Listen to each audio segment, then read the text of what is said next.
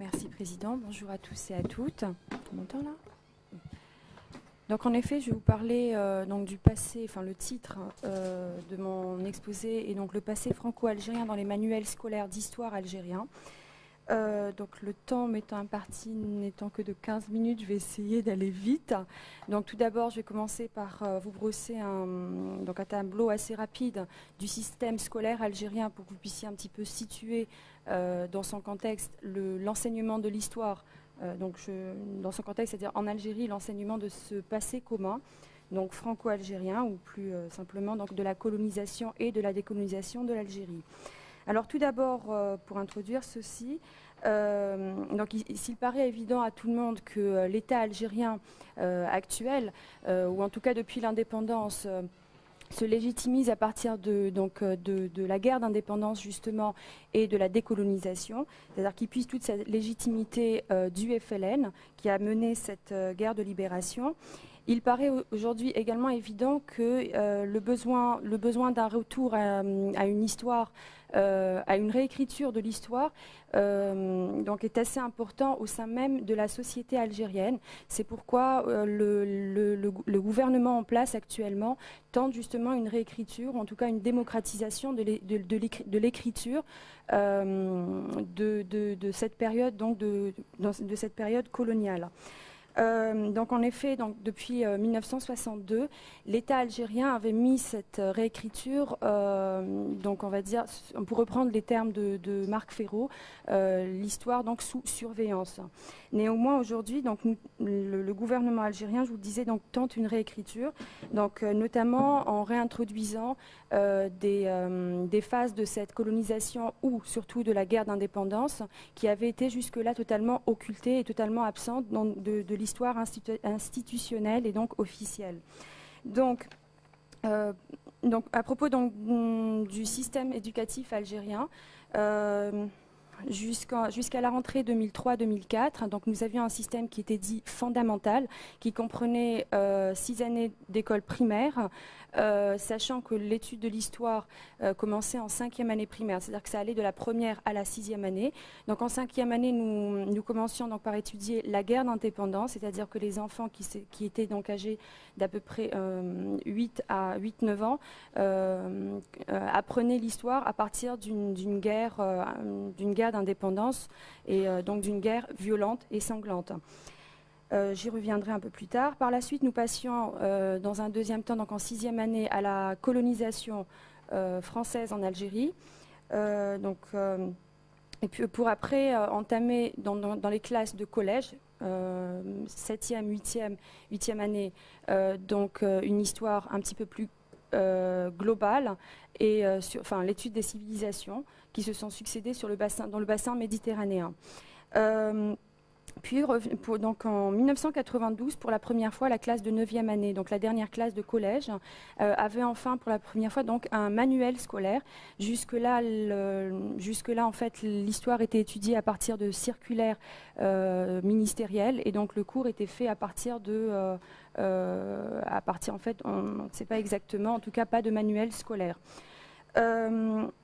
Première grande démocratisation justement à cette date, étant donné que ce premier manuel de 9e année, qui s'intéressait assez particulièrement en fait à la guerre d'indépendance, introduisait pour la première fois les grandes figures historiques du mouvement national algérien, soit à la période entre deux guerres, après 1945, notamment des personnages comme Messali Hadj ou Ferhat Abbas qui étaient découverts pour la première fois par les élèves algériens. Et je parle de l'ensemble du cursus en fait. Donc c'est la première fois qu'on les découvrait et ils étaient introduits en 9e année. Et enfin, on découvrait pour la première fois les noms des 22, les noms du membre du CRUA, du CNRA ou encore tout simplement du GPRA. Ensuite, il y a les classes de secondaire, première, on va dire en Algérie, c'est première AS, deuxième AS, troisième AS, correspondant à la seconde, première et terminale, sachant que Donc, pour la première fois, enfin, l'étude de la guerre d'Algérie n'était faite qu'en classe de terminale, et ce n'est qu'à partir de 2001-2002 qu'on introduira également l'étude de la période entre deux guerres, l'incluant dans un contexte beaucoup plus global des décolonisations, donc la période justement des mouvements, de l'entre-deux-guerres et de l'après 1945, pour ensuite entrer dans la période donc de la guerre de libération. Donc c'est un manuel qui est très intéressant, étant donné qu'il va venir renforcer l'apprentissage des figures historiques de la révolution algérienne, et pour une fois, donc il va y avoir, on va axer un petit peu moins la lutte pour l'indépendance en Algérie, sur la violence. Pour une fois, enfin, ce sera la première fois qu'on parlera en effet du mouvement politique et intellectuel en Algérie, de la résistance politique et intellectuelle. Voilà, donc pour la conception des manuels scolaires, donc c'est l'IPN, donc l'Institut pédagogique national, qui est en charge de la conception et de l'édition des manuels scolaires algériens, sachant que c'est un manuel unique pour chaque classe. Donc, ça n'est pas comme en France où vous pouvez avoir le choix entre plusieurs manuels, et on les choisit dans les établissements. En effet, donc, pour l'année 2003-2004, plus de 25 millions d'ouvrages ont été conçus à l'intérieur de l'ONPS, qui est issu depuis 1990 de l'IPN. Donc il y a eu une restructuration. Et donc à la rentrée 2002-2003, de grands changements du système éducatif national ont été effectués, notamment donc on a essayé de confier pour la première fois l'édition des manuels scolaires algériens à l'édition privée. Donc une tentative par rapport au manuel d'histoire a été faite également, si ce n'est que la conception des manuels a été retirée au bout de 6 mois à l'édition privée. Le ministère de l'Éducation nationale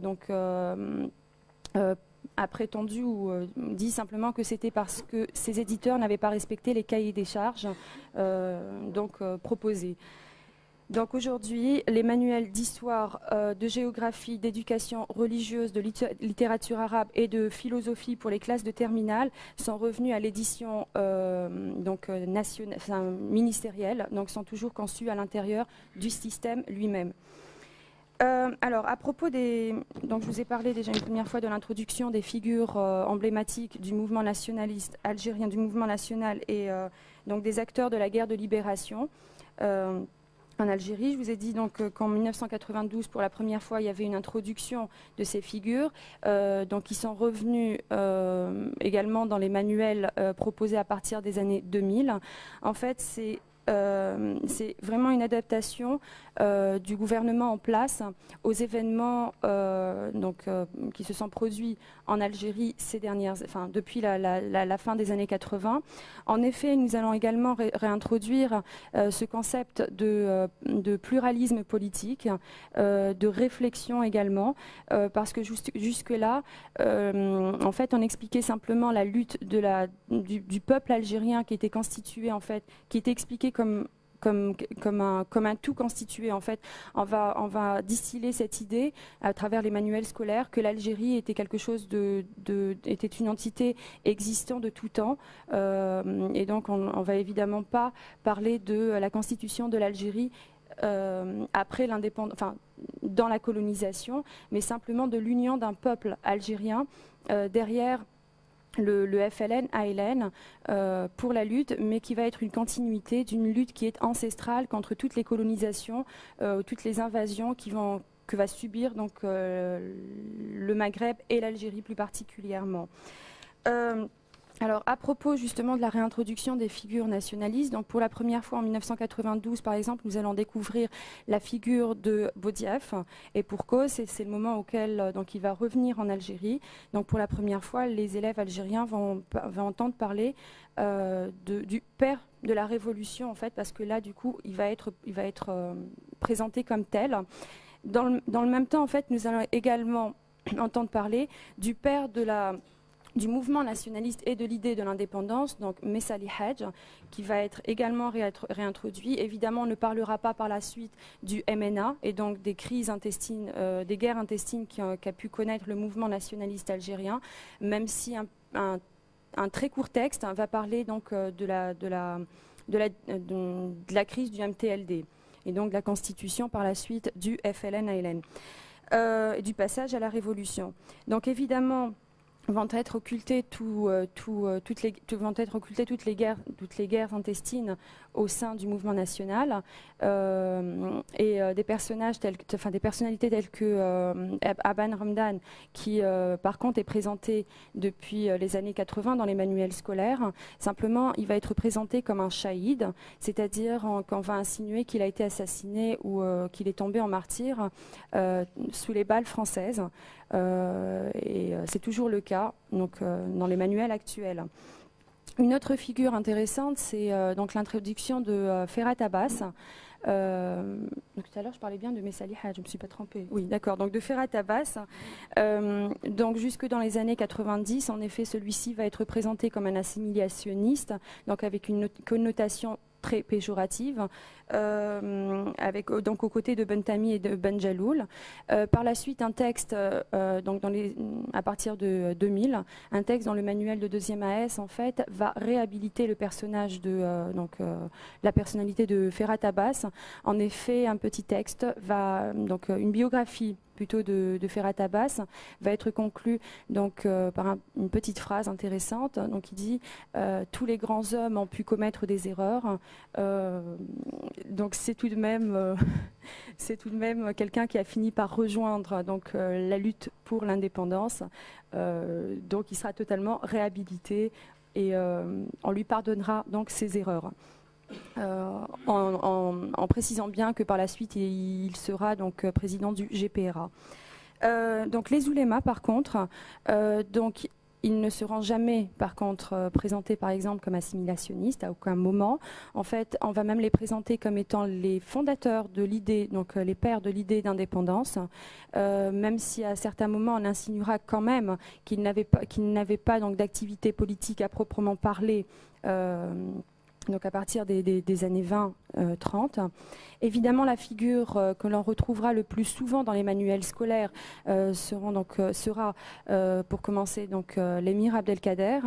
L'émir Khaled n'apparaîtra que dans les derniers manuels, étant donné que lui axera donc son travail sur une lutte plus intellectuelle, en fait, qui n'arrange pas forcément cette idée, qui ne sert pas cette idée donc de lutte par la violence. Par la suite, évidemment, nous retrouverons la figure de, donc je vous le disais, de Messali Hadj aux côtés de celle de Ferhat Abbas. Je suis trop proche, d'accord. Et quand il faudra rompre donc avec cette figure de Messali Hadj, donc pour contrebalancer son charisme, donc c'est ce qui sera fait en fait de tout temps dans les manuels scolaires. On ne parlera que d'un seul héros en fait, qui est le peuple lui-même. Donc un seul héros, le peuple, c'est le credo de tout temps dans les manuels scolaires. Même si je vous le disais, donc on mettra en avant quand même la figure de l'émir Abdelkader et par la suite de Cheikh Abdul Badis, qui sera présenté très régulièrement dans les manuels, notant tout de même que dans les derniers manuels, en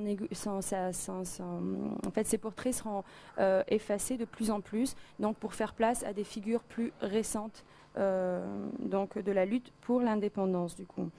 Alors, l'iconographie maintenant, très rapidement je pense, oui.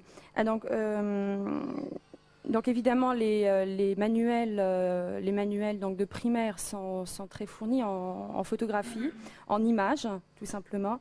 Une chose à noter qui est très importante, c'est que les images dans les manuels scolaires sont très rarement référencées. Il y a très peu de notices, donc généralement la seule chose qu'on dit c'est musée des Moudjahidines. Donc j'ai pu comprendre, on m'a expliqué également que certaines de ces photos étaient issues de montages, mais on les retrouve toujours dans ces manuels. Donc ce qui frappe dans l'enchaînement de ces images et photographies qui sont proposées, c'est qu'elles sont choisies en fonction de contrastes donc oppresseur, opprimé, répression, résistance, force brutale, courage et détermination, voire même opulence et misère sociale. Donc des images de Colan par exemple, avec des images de Colan dans de très, très belles fermes, à côté d'images de la misère dans le bled en fait, dans les villages algériens musulmans.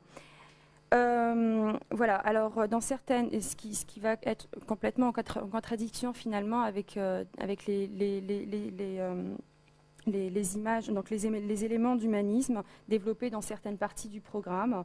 Nous allons également avoir certaines photos illustrant la violence, la torture ou encore la misère, je vous le disais, donc, du peuple algérien, de façon très crue. Donc notamment une image en classe de 5e année, donc je vous le rappelle, proposée à des enfants de 8-9 ans, donc une image d'un visage brûlé au napalm, ou encore une image, donc pareil, apparemment montage, de la torture, sachant qu'évidemment on n'a toujours pas d'image réelle illustrant donc la torture. Là, c'est une image de la Gégène en fait.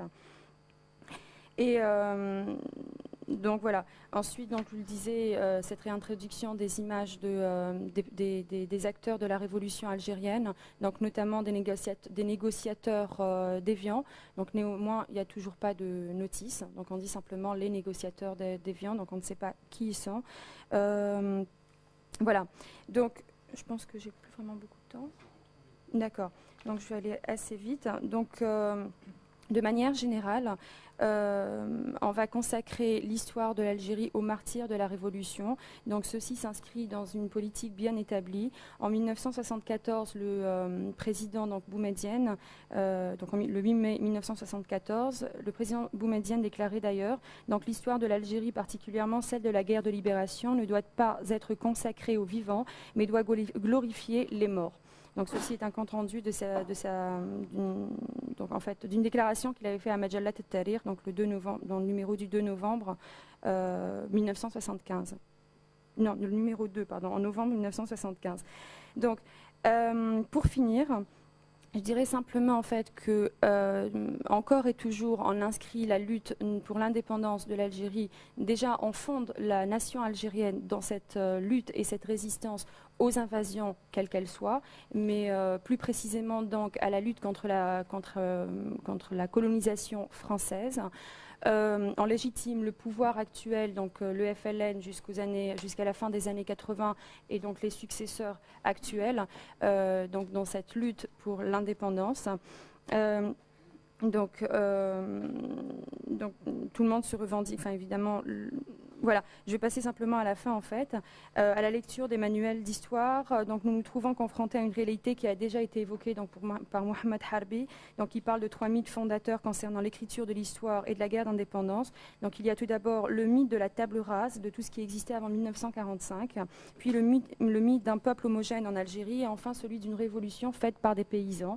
Donc nous noterons toutefois que s'il existait jusqu'à ces dernières années ce mythe, donc s'il était juste de parler du mythe de table rase de l'histoire des périodes antérieures à la guerre d'indépendance, c'est de moins en moins le cas dans les nouveaux manuels, donc notamment depuis l'introduction du manuel de 2e et de 9e année.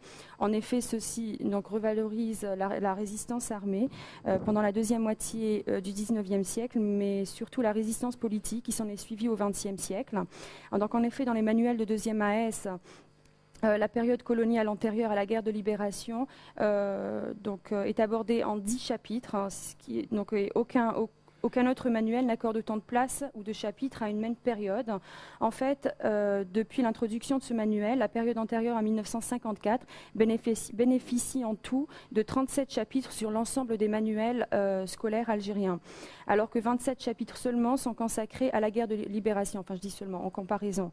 Ce qui représente donc un énorme changement, d'autant que l'ancien manuel de 2e AS ne consacrait en réalité que 4, contre 10 maintenant, à l'histoire de l'Algérie. Donc, à propos de la valorisation, donc le deuxième mythe, la valorisation de la résistance armée, de la dépréciation relative à l'action politique. Donc, dans le manuel de 6e année, il est proposé un tableau récapitulatif de la résistance algérienne entre 1830 et 1962, qui s'arrête donc en 1916-1917, date de l'insurrection des Aurès, laissant un vide concernant l'action politique, considérée stérile entre 1916 et 1945. Donc, pour reprendre à la date du 8 mai 1945. Les deux autres mythes dont parle Harbi sont totalement confirmés dans les manuels qui renvoient l'image d'un peuple constitué principalement de paysans unis derrière le FLN. Et les manuels algériens donc transforment et réduisent toute l'histoire nationale en une épopée de résistance contre les puissances coloniales qui se sont succédées en Algérie. En effet, donc, des forces dangereuses ou forces du mal sont désignées plus ou moins directement dans ces manuels. Donc ces forces viennent autant des nations étrangères où se situent au sein même de la nation, et le comble du mal est atteint dans la guerre civile ou dans les luttes intestines qui déchirent la nation et qui vont être effacées de la mémoire officielle et donc des manuels scolaires. Donc l'exemple de la lutte FLN-ALN, donc MNA, ou encore la crise de l'été 62.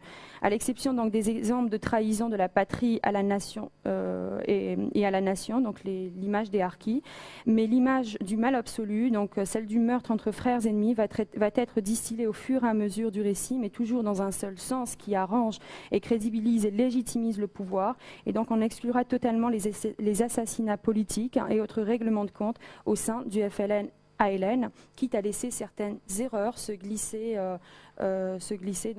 dans ces manuels. Donc pour conclure, je dirais simplement que le manuel construit un univers émouvant de bons et de mauvais objets, les uns porteurs de vie et de liens gratifiants, les autres porteurs de menaces et de dissolution. La nation incarne donc ces formes de vie auxquelles l'enfant est appelé à s'attacher, les ennemis, qui sont les ennemis. Les forces adverses symbolisent les mauvais objets que l'enfant est appelé à craindre et à haïr. Et le manuel fonctionne comme dispositif transférentiel dans lequel l'enfant s'est engagé, aliéné dans un système affectif intense, et l'identité transmise à l'enfant par ce biais est immédiatement une identité valorisante. Donc l'histoire de la nation désignant le lecteur comme membre de la communauté le désigne comme porteur de cette communauté idéale et détenteur personnel de cette dignité d'appartenance. Donc le moi ou le nahnu est implicitement désigné comme porteur des images nationales, comme emblème vivant de la nation, mais n'est-ce pas justement le propre du manuel scolaire en tant que transmission, outil de transmission de mémoire. Merci.